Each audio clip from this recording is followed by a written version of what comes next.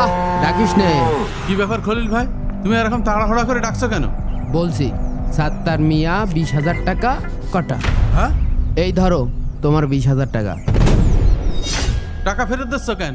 বলছি এখানে দাঁড়াও। বুঝলাম না তো কি দিয়ে কি। খলিল সকাল সকাল ডাকলি কে ক? ডাকছি নিশ্চয়ই কোনো কারণ আছে। দাঁড়া বলছি। আরিফুল 20,000 টাকা কাটা। হ্যাঁ? এই ধর তোর 20,000 টাকা। বুঝলাম না, তুই খাতা কেটে দিলি আবার টাকা 20,000 দিয়ে দিচ্ছিস কি জন্য? আমার বুঝিয়ে ক। এত বুঝাবুঝি লাগবে না, তুই এখানে দাঁড়া, আমি বলছি। কি হইলো মামা, আমি বুঝতে পারছি না তোর কথা। হ্যাঁ খলিল, এত সকাল সকাল কি বলো? কাকা এসেন?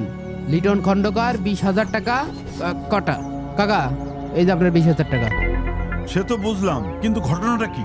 তুমি হঠাৎ করে আজ বাদে কাল কুরবানি, তুমি এখন টাকা পয়সা ফেরত দিচ্ছ, ঘটনাটা কি বলো তো? আমি প্রতি বছর আপনাদের সাথে 7 ভাগে কুরবানি দিই। এইবার আর আমি আপনাদের সাথে কুরবানি দিতে চাচ্ছি না। মানে কিছুই না, এই যে গরুটা দেখতে পাচ্ছেন, এই গরুটা আমি একাই কুরবানি দেব। আরে আজ বাদে কাল কুরবানি, এই মুহূর্তে টাকা ফেরত দিলি আমি এখন কার সাথে কুরবানি দেবো? আমার বাড়ি আত্মীয় স্বজন এসে ভরিয়ে গিয়েছে, তাকে এখন কুরবানির গোশ খাওয়াতে হবে। এখন আমি গোশ কনে পাবো? তুই আন্দাজে বাদ দিয়ে দিবি নাকি? তাকে খাতি দিতে হবে না আমার? খলিল, তুমি কিন্তু টাকা ফেরত দিয়ে রীতিমতো আমাকে অপমান করছো। কাজটা কি তুমি ভালো করলে? ঘটনা কিছু না, আমি আর আপনাকে এত প্রশ্নের উত্তর দিতে পারবো না। আমার মাথা মতো এমনিই কাজ করছে না। দূর। পাগল টাগল হয়ে গেল না? কাজটা তুমি ভালো করলে না। আমি কিন্তু এই ইউনিয়নের রানিং চেয়ারম্যান, আমি তোমাকে দেখে নেব। আমার কি মনে হয় জানেন, ওই খলিল আমাদের চক্রান্ত করে 7 ভাগের তে বাদ দিয়ে দিল। আমারও তাই মনে হয়। অবশ্যই এর বিরুদ্ধে একটা ব্যবস্থা নিতে হবে। ওই দেশি গরুটাও একা একা খাবে, আর আমার বাড়ি আত্মীয় স্বজন এসে বসে রয়েছে, তাকের পাতে আমি ঈদের দিন কি দিবানে? হ্যাঁ হ্যাঁ, চেয়ারম্যান সাহেব, ও কিন্তু রীতিমতো আমাদের অপমান করলো। এই মুহূর্তে আমরা এখন গরু কন পাবো?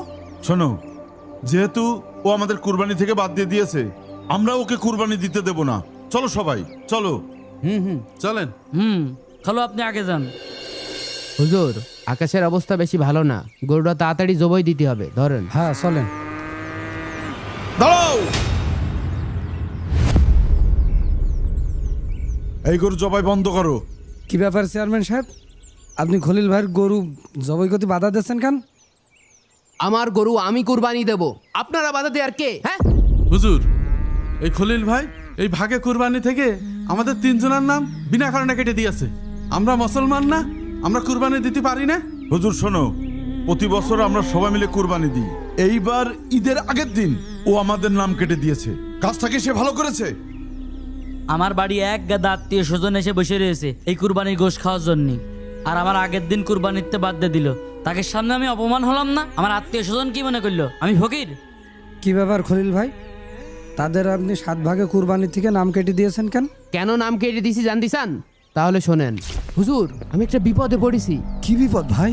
আমি প্রতি বছর 7 ভাগে কুরবানি দিই। এইবার আমার সাথে একজন সুদখোর, একজন ঘুষখোর, একজন নেশাখোর কুরবানি দিচ্ছে। আস্তাগফিরুল্লাহ। এখন আপনিই বলেন, আমার এই কুরবানি কি আল্লাহর দরবারে কবুল হবে? না ভাই, আপনার কুরবানি কবুল হবে না। হায় আল্লাহ, এখন আমার কি হবে? হ্যাঁ ভাই ভাই, আরে ইমাম সাহেব, আপনিই বলেন, একজন সুদখোর, একজন ঘুষখোর আর একজন চোরাচালানি, এই 3 হারামখোরের সাথে যদি আমি কুরবানি দিই, আল্লাহর দরবারে আমার কুরবানি কি কবুল হবে? চেয়ারম্যান সাহেব, খলিল ভাই তো ঠিক কথাই বলেছে। আপনাদের 3 জনের টাকায় অবৈধ, আর অবৈধ টাকায় কখনো কুরবানি হয় না। হুজুর, আপনি ঠিক কথা কয়েছেন। চেয়ারম্যান সাহেব নাই জনগণের গম চুরি করে খায়, তার টাকা হারাম, আমার টাকা তো আর হারাম না। তাহলে আমি কুরবানি দিতে পারলাম না কেন? তোমার টাকা হালাল না? হ্যাঁ, দুনিয়ার মানুষ সুদ খেয়ে বেড়াও আর সুদে টাকা লাগাও, সারা গ্রাম ভরে তোমার টাকা হালাল, তাই না? একদম মুখ সামলে কথা কবেন চেয়ারম্যান সাহেব। আমি জনগণের উপকার করি, সুদ খাই গনে, একটু ইন্টারেস্ট নিই। ওর নাম ইন্টারেস্ট। সুদ আরে তাদের 2 জনের টাকা নেই হারাম, আমার টাকা তো হালাল, তো আমার কি করতে কুরবানিতে বাদ দিয়ে দিল? তাই ওর কাছে শোনেন। তোমার হালাল টাকা, তাই না? 3বার তুমি জেলে গিয়েছো, এই চেয়ারম্যান তোমাকে ছাড়াই নিয়ে এসে মাদক চোরাচালান করে বেড়াও, তোমার টাকা হালাল না? আরে আমি কি ব্যবসা করতাম নাকি? আমি খাতাম। এদের 2 জনের জন্য এবার আমার কুরবানিটা হইল না। নিজে খুব ভালো লোক। এই চেয়ারম্যান সাহেব, আপনারা একটু থামেন। আল্লাহ তাআলা পবিত্র কোরআনে কি বলেছে শোনেন। লাইয়ানাল আল্লাহা লুহুমুহা ওয়ালা দিমাউহা ওয়ালাকিন ইয়ানালুহু তাকওয়া মিনকুম। আল্লাহ তাআলা বলেছেন কুরবানির পশুর রক্ত মাংস কোনো কিছু আল্লাহর কাছে পৌঁছায় না, পৌঁছায় একমাত্র আপনাদের তাকওয়া। ভাইজান নিজ দায়িত্বে ভিডিওটা শেয়ার করে সবার মাঝে ছড়িয়ে দিন।